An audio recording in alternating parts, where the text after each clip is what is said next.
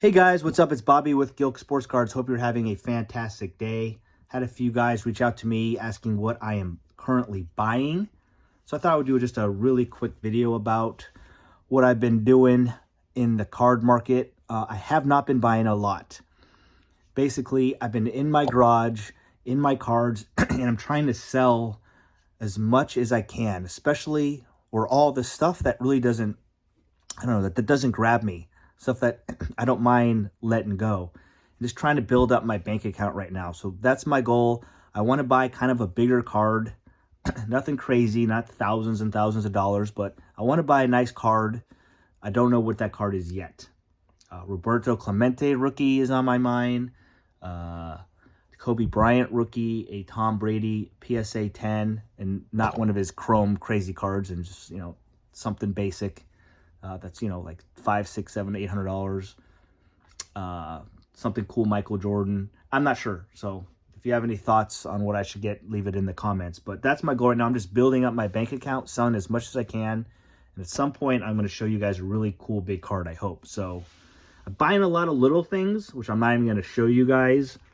Doing a little prospecting. I'm thinking Elly De La Cruz, right? He's the hottest thing in sports cards right now. So who is the next guy that's going to come to the major leagues with that type of hype? James Wood is potentially one of the guys. He's got tons of power, fast, exciting. He's like 6'10" or something, crazy tall. This is obviously nothing spectacular. It's not even a licensed card, but I do have some other of his autos that I bought that are already at PSA for grading. This was a little thicker. Didn't think it would get a 10. Some other guys, Jasson Dominguez. No one's talking about Jasson Dominguez anymore. I can't afford his autographs. I don't want to risk that much. But just think about when Jasson Dominguez finally gets to the majors, and I think he will within a year or two, how much buzz and excitement there will be about him. That's going to be a great time to sell him. So I'm trying to pick up Jasson Dominguez.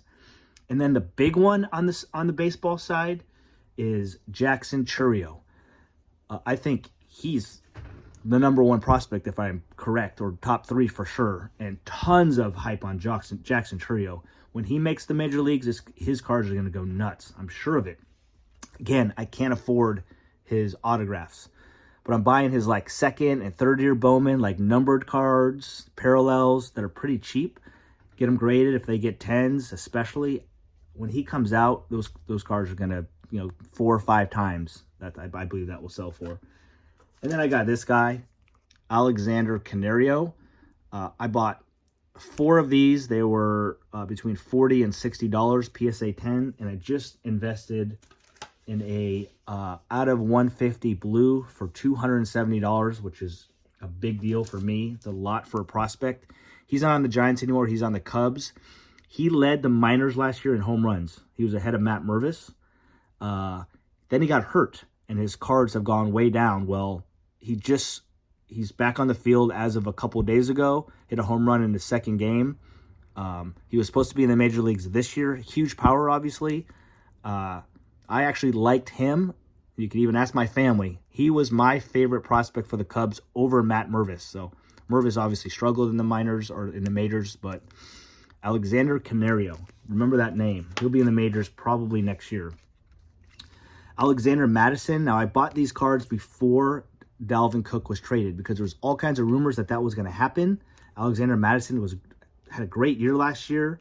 I already sold a couple of his cards that I got a couple months ago, and the ones I liked the least, and basically paid for these for free. And then Kadarius Toney. I mean, who else is Patrick Mahomes going to throw to? So with these guys, I have some stuff into grading as well, but I had a few cool autos. You saw my Canario. And so for actual slabs that I bought, I went nostalgia. I was just kind of, you go on runs of what you want. And I was thinking about my childhood in the 80s, like favorite cards that I would get excited about when I pulled. So first one's Randy Johnson. It's a PSA 10 rookie. It cost me $90, not a big deal. Randy Johnson is from Livermore, California, and that's where I live. That's where he was born, so I just kind of thought that was cool. One of my favorite players of all time was Ryan Sandberg for the Cubs. Got it in a PSA 10, which is not easy to find. This costs like $200, maybe a little bit more. So I thought it was cool to have a Ryne Sandberg rookie PSA 10. This is rookie in Fleer. You guys remember this card? It's one of the most iconic cards in my opinion. Bo Jackson 1990 score. Again, got it in a PSA 10. I forget how much I paid for this, but it was over $200, so it was not cheap. But again, I could have got something in a 9 or an 8 or 7, and I had a few raw copies of this as well, but they were in rough shape. I just like seeing that PSA 10. I don't know. It's my thing. So I'd rather just save up and then get the 10. So actually I had like a couple of these in like PSA 6 or 7 or something like that, and I sold them and then used that money to help me buy this. So that was another thing. And then my favorite card I got, I did, hopefully you guys, if you guys were an 80s boy or girl, hopefully you guys pulled this card. It was funny because we were young, and whenever you saw swear words or whatnot, you thought it was the coolest thing.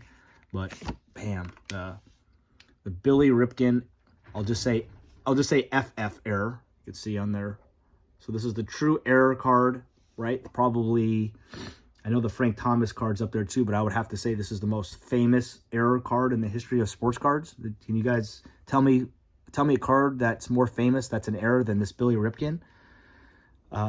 So again, finding this in a PSA 10 is pretty hard. I spent a lot, $375. That's kind of a big investment. Again, I could have bought it in a 9 or 8, but I had a couple of PSA 7s, which I sold, so that helped. Got like $100 off, and then bought this in a PSA 10. So anyway, thought that was fun. I think at some point, someday down the road, that card's going to be talked about a lot again.